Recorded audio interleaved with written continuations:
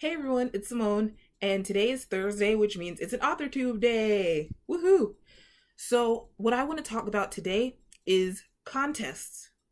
Um, I still haven't actually fully explained to you all my Query Combat experience. I was in this contest called Query Combat recently. But I just thought I would give some tips because in this year alone, I have entered Pitch Madness, Rev Pit, Author Mentor Match, and Query Combat, and what's the other one? Sun versus Snow.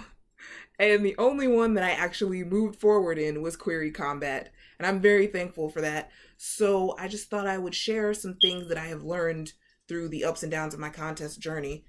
I think you're crooked there. Yes, that's better. Okay. Through the ups and downs of my contest journey, just wanted to share with you some things that I've learned. I said contest. I probably should be more specific and say query and pitch contests. Okay? So, the first step, I think, if you're going to do a pitch contest, whether you need a Twitter pitch, a 35-word pitch, or a query, is learn the basics of writing that thing, that pitch or that query. For a Twitter pitch, you rarely need a Twitter pitch for a contest, but I'm just going to throw it in there. You want to learn how to do a Twitter pitch as well, so just learn all of that. There's usually like a certain format that works a lot, but you can experiment with the format in terms of like a Twitter pitch. But a lot of times there's like, you need certain things in your 35-word pitch. People will say, like, there are these blog posts that'll tell you how to do this, and they say you need your character, you need your inciting incident, you need your goals, and you need your stakes, and all of that kind of stuff. So learn the basics that way. Then you move on to step 2, which is actually write your pitch or your query. Step 2 and 3. You write your pitch or your query, but then you also have to do step 3, which is taking the ballet class approach. If you've ever taken a ballet class, you know that if you're doing a move like a tendu, and then like your teacher goes around and corrects somebody else and says, hey, don't lose your turnout on your tendu, your best bet is to listen to the correction the teacher gives the other student and apply that correction to yourself as well and think, oh, am I losing my turnout as well? Let me correct that myself. Let me tell you, your teacher will love you if you can do that, so that your teacher doesn't have to say things like multiple times, so that you can just learn from other people's mistakes, and learn from what that person is doing right? So how do you take the ballet class approach for pitches and queries? For queries, you have the unique advantage of having these multiple resources where someone has taken these queries and said what works and what doesn't in them. The resources include Pass or Pages, which is on the Operation Awesome blog. Every few months, they ask for the submission of some queries. You give your query and I think first page, and then these agents give feedback.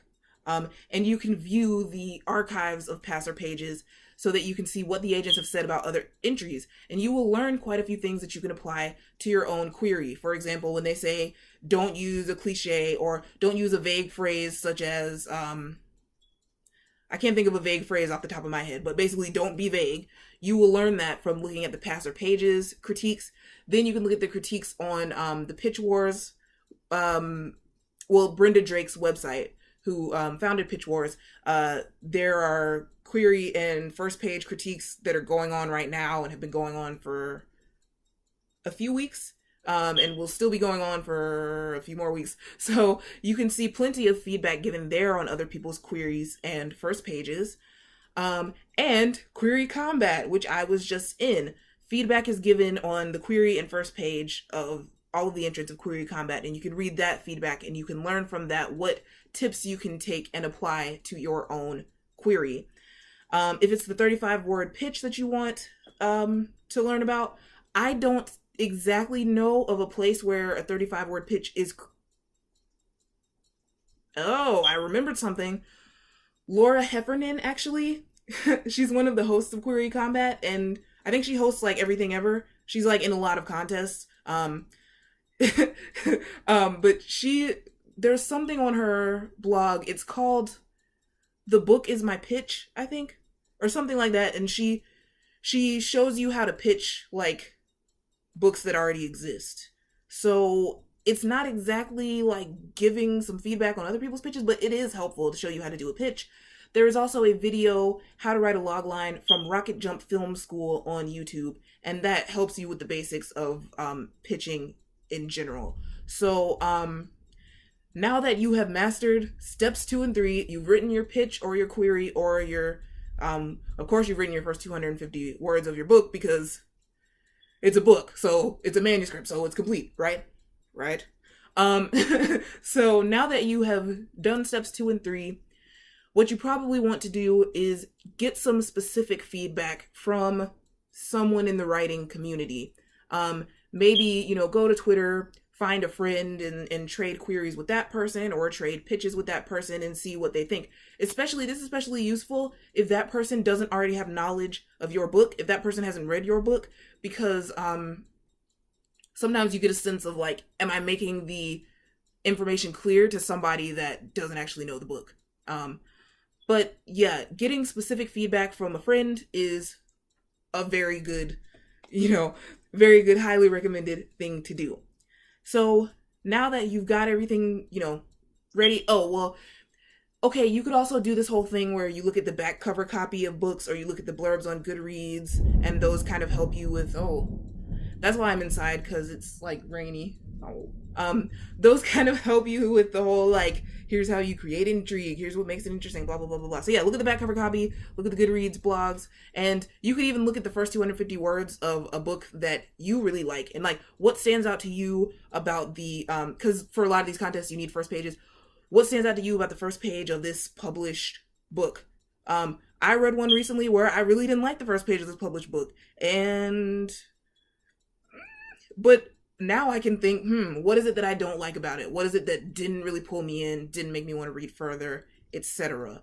So now that you've completed those steps, I think that was 4, and you've got yourself a really good, really shined up, polished, beautiful query or pitch or the first 250 words of your book, and you've got everything is great and you're just all nice and happy and excited, then it's time to enter the contest. Now, for most of these contests that I have done, there have been hashtags on the on Twitter, and people use these hashtags to interact. Go ahead, interact with people. Don't be shy. Well, you can be shy. I don't want to tell you not to be shy, but I mean, like, go ahead and interact with people. You know what I'm saying? Like, it's I interacted with people mostly during Pitch Madness. Pitch Madness was, I think, the biggest, like, in terms of the numbers of people entering. It was the biggest of these contests that I've entered so far, and I interacted with people so much and just had a blast. And people would start little games that were like, hey, tell us the theme song of your protagonist and stuff like that. I mean, that was like a ton of fun. And so actually after Pitch Madness ended, then On the Porch started, which came from the Pitch Madness community, came from a few people that decided to kind of like keep the interactions going. And so now On the Porch, hashtag On the Porch, is like a great place to go and connect with other writers and, get help or help them or do different things like that.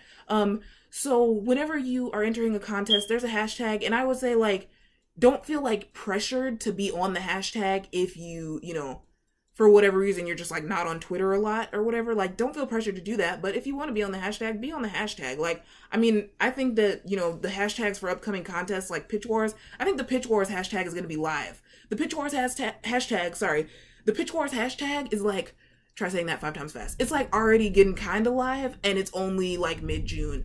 Okay, so I think by the time like that entry period is upon us, it's going to be like really lots of fun. So yeah, interacting with people is a good idea, and it helps you if you're in the waiting period between entering a contest and finding out if you are moving on in the contest.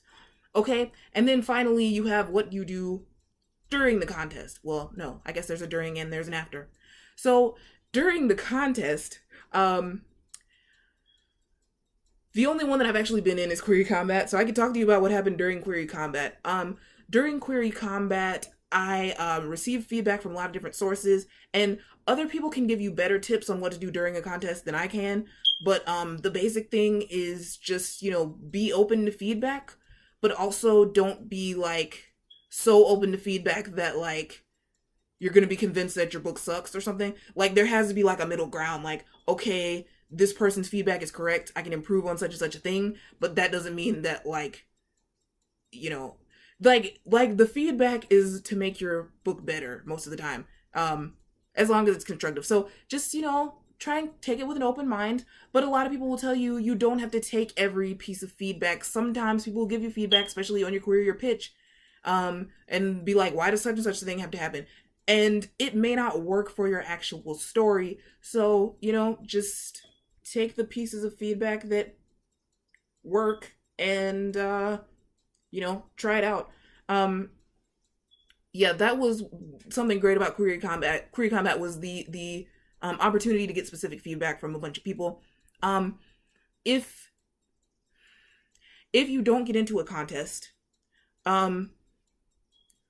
really, the only thing I can say is don't give up. I mean, really, don't give up. Because I have said this before and I will say it again, I will make you do push-ups. I will make you drop and give me 10 push-ups every time you say that you are not good enough or you're going to give up. I have said it before and I'll say it again, that you're either going to get better confidence or you're going to get really strong pecs. Okay? I'm just saying. So no giving up. Although I don't know if pecs are what you actually use to do push-ups. I don't know. Y'all, I was a communication disorders major, okay? All the muscles we studied were like up here. Anyway, what was I talking about? Yes. Okay, I was saying what to do if you don't get into a contest. Yeah, just don't give up. Find some new CPs, swap for some stuff. Improve your book. Sometimes you can take a break from your book. If you're just like, oh my gosh, I didn't get into this contest. Take a break. Take a day. Do something relaxing. Go to the beach if you live near the beach. I don't know. Watch a movie. I don't know. Just do what you need to do to kind of be able to be disappointed, but then rebound. And the same thing is the case if you're in a contest, but then you get out. Although, I don't know if any other contest has multiple rounds other than Query Kombat. So I don't know if you can really be like out in most contests. Like once you're in, you're in. But, I don't really know all the technical aspects of every contest. But in terms of Query Kombat, being out of Query Kombat can be tough because you're like, dang, like I wanted to win, but you didn't lose anything. You know what I mean? I mean, you're probably either at 0 or you're at a positive. You probably have gained something from the contest even if you got out. But kind of the same thing applies as what I said if you don't get into a contest. It's just like, take some time, be disappointed, step away from the computer if you need to, step away from Twitter if you need to, because sometimes other people are going to be like, yeah, I got into the contest, and you're like not really going to be wanting to read all that. You could step away from Twitter, take some time, be disappointed, let yourself be disappointed. It is okay to be disappointed. But then, I would say take that time and then come back and get back up. One of my friends said to me like, hey, if I don't get it in Query Kombat, I'm just going to revenge query the Monday after that. Like just send a whole bunch of queries. And I was like, yeah, that's the way to do it. So, okay. Those are the before and during. I guess I don't have any advice for after a contest except for the same advice that was during a contest, which is don't give up. Keep going. After contests, people have to send queries. Some people send queries and they have to sit and wait and wait and wait and wait and wait and wait for agents to get back to you. And man, it's tough. But you could always write something new or eat ice cream or do both at the same time. Okay, so thank you guys so much for watching. I hope that this was helpful. If you have any questions about any of this information, yeah, please feel free to leave them in the comments. If you have any questions about my specific Query Kombat experience, which I keep meaning to talk about, but I haven't talked about it yet, so it's like, oh. But my Query Kombat entry is called Mars Bars and Snickers. That's the nickname of it in Query Kombat. It's actually called Red Letter Law, It's my first book. Ah, my book baby. It was out there in the world. I'm so proud of it. Not proud, but like proud. You know what I'm saying? Not ugly proud, but like. Anyway, so thank you guys so much for watching. And if you feel like liking, commenting, and subscribing, I would not be opposed to that course of action. I need to stop saying that. That's a weird phrase. If you want to like, comment, and subscribe, do it. Okay, bye.